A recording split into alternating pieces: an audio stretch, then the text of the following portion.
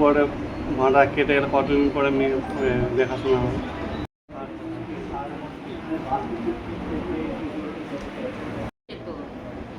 বুঝতে পেরেছিস? হ্যাঁ।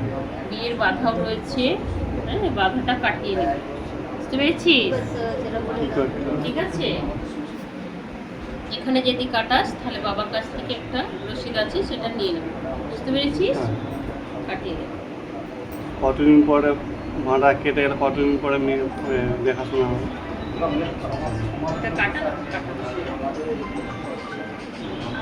সে পরে শনিবারে চলে যাবে আর কি, মানে এই সময়টা পরে ওই জন্য বলছি তাহলে ভয় করছি, মনে কিছু কাজ করতে হবে, ভয় লাগছে।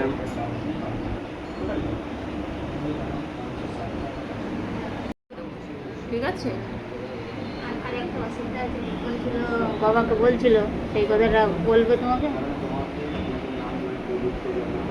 বলতেই হবে।